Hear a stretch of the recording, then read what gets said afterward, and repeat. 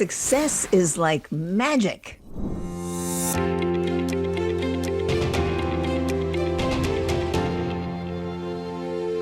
Hi, I'm Amy Eisenstein. I'm here with my partner and co-founder, Andrea Kihlstedt, and today we are talking about successful campaigns, which is so exciting. I love this topic. Andrea, why are we talking about successful campaigns right now?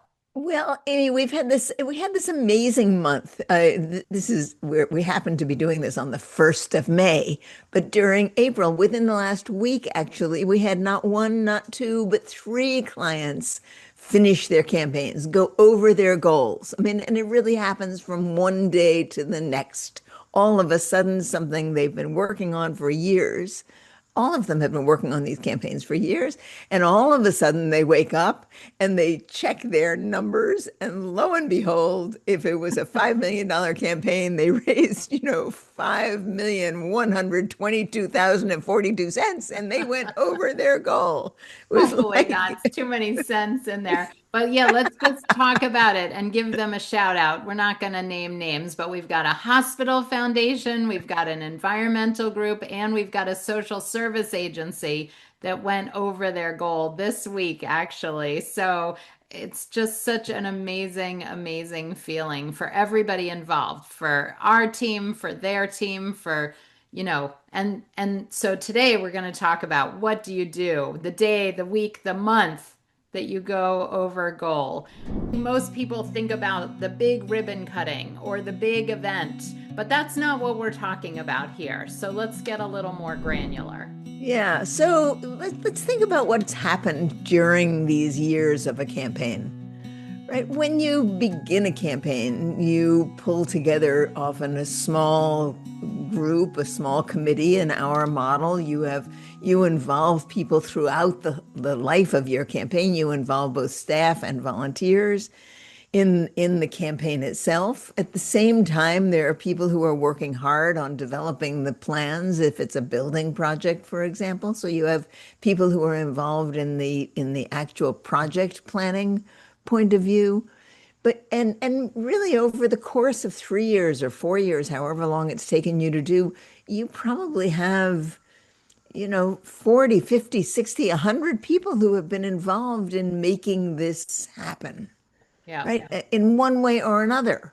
Some of them have been involved for the whole kit and caboodle from the very first day when you started thinking about the project and in doing the strategic planning that led to it up through the campaign itself and Yeah. have had numerous conversations, right, with executive directors, development directors, donors. I mean, for years to make this happen. And Right. And we can put a name to some of these people. So sometimes we think of it may have started in the executive committee of your board, but the executive committee of your board 3 or 4 or 5 years ago may be different than today's executive committee. But there's often we talk about a campaign core committee. Who's the kitchen cabinet or the core members of your campaign committee? Who was on that original board? Who's on your board today? So different ways to think about how to identify some of the, I mean, many of these yeah, people, it's very obvious, but you may want to think back over time and right. think, about who has made this happen from the beginning. Well, and chances are there are some board members who were very active in the beginning and who cycled off during the campaign period, and you may have some new board members. So how are you when we stop thinking about throwing a big party and we start thinking about, first of all, letting key people know, letting them be the first to know.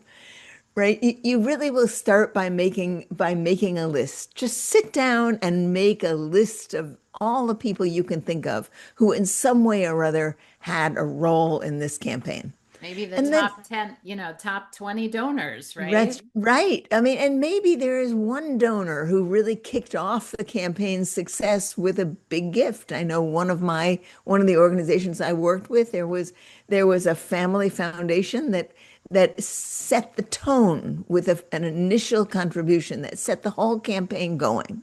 Yeah. Now, they don't see these people every day, but really, if you look back on the history of the campaign, it was that those people who really set it up.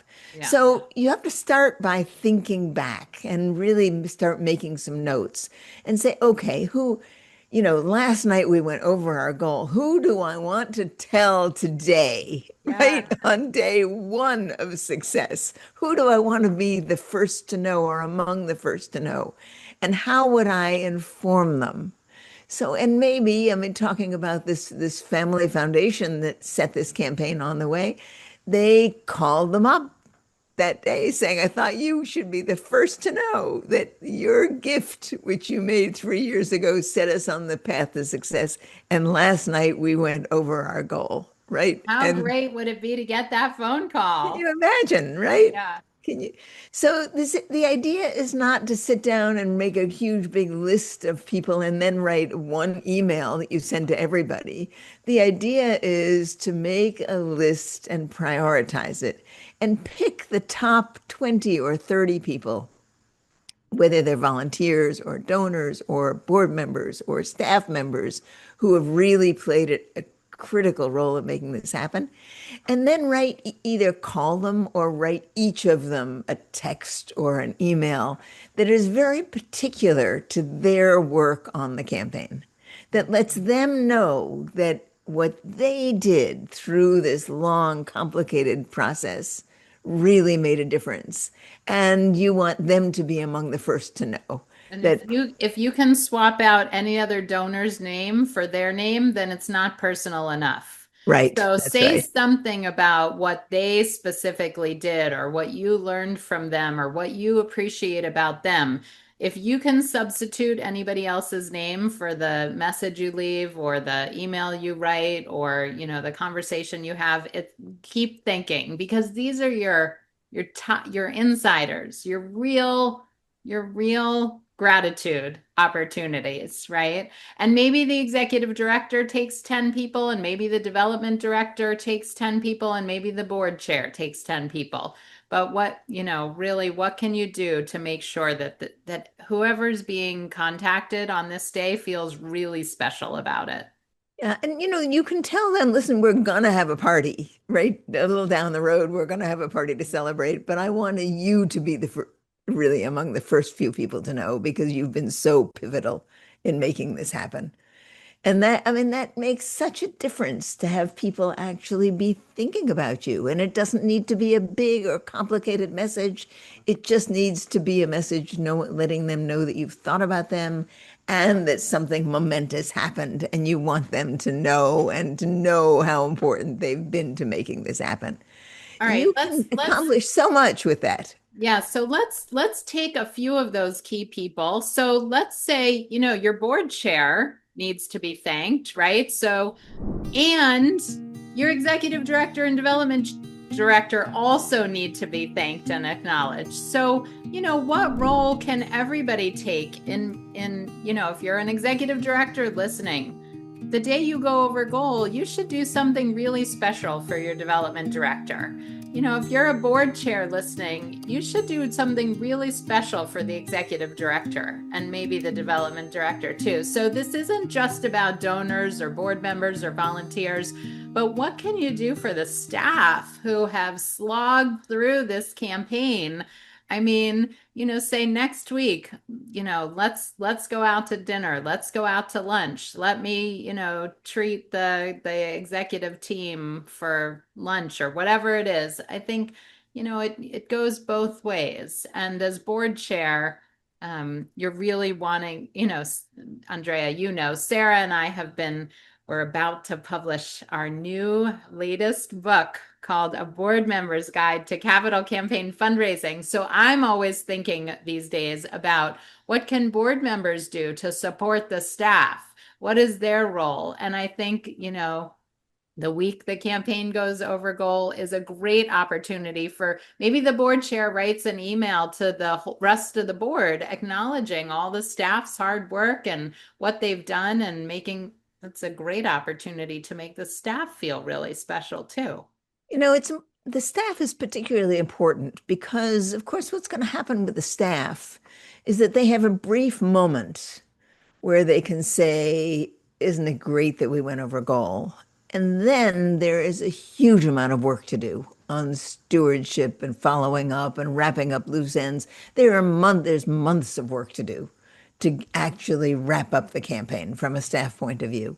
But taking the moment that it goes over goal and really, celebrating that, letting everyone breathe for a minute before they go into this long, what really is not quite so exciting anymore, right? It's like wrapping up the loose Pledge ends. So collection, pledge pledge collection, collection. not Yeah. quite so exciting, right? So it's important that you really do celebrate and recognize the staff, that in whatever way is right for your organization, but that you do it in a way that really is heartfelt and acknowledges and recognizes the hard work that's gone into it.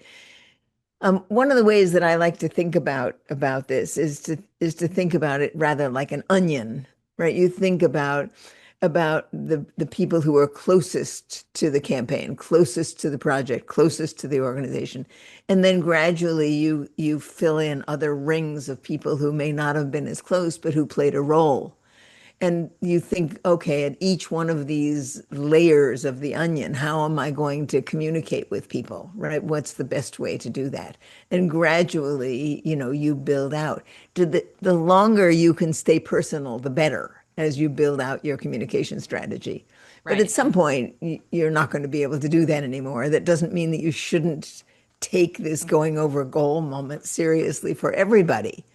Right. Right. We shouldn't So be very long before you send an email out to everybody saying, woohoo, we did it. right. And you helped us do it. You helped, we Yes, couldn't have done it exactly. without you, which is Exactly. true.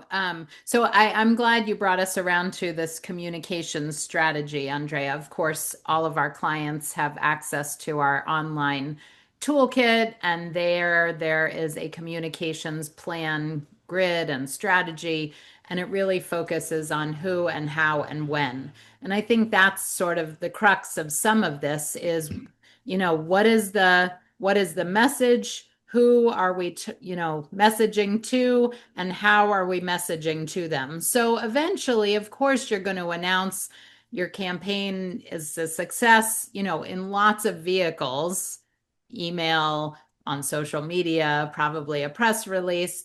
But what comes before that, and how, as you say, how personal can it be? And the closer they are to the center of the onion, the more personal the communication method and strategy is. And it does take some thinking about, because you don't want your biggest donors to find out with a press release or on social Right. media. That's You right. don't want your board members to find out when you post to the public. So there is an important nature of thinking about the rollout and the strategy. And for those organizations that are passing their campaign goal this very month, um, it's not too late to roll it out well. But if you're not quite there yet, you can start thinking about it. Yeah, the other thing to consider is that when people have been part of a success, it makes them feel happy to continue on with the organization, right? It feels great to be part of something that's successful. You feel like you kind of have a little ownership of it, right? It makes your heart glow. So handling this moment in a campaign well and making maximum use of it has really long-term consequences. Once if it's a building, once the building is open and the ribbon is cut, and the people you called when you went over goal will come to that ribbon opening, will feel like they're part of it. Um, and and it's sometimes we spend so much time thinking about the big formal ways to do things, but by far and away the most effective communications and ways to deal with people are the personal ones, where we say, so and so, when you made that gift back in such and such, it really set us on our way. Right. And Anybody could say without challenge gift. If you've right. had significant people who did challenge matches, you might want to include them in this core list, because they leveraged their gift. They lifted people up. They moved the needle. Speaking So, of challenge gifts, so one of our clients that just finished their campaign, finished it with a challenge gift. That they, in the email that they sent, it says, we're within spitting distance of our goal, and someone has given a challenge gift. And for every 10 gifts that come in through, from now, between now and midnight or whenever it is, they will put in an additional $10,000. Nice. Right? So it was a very targeted, specific thing that actually finished the campaign for them.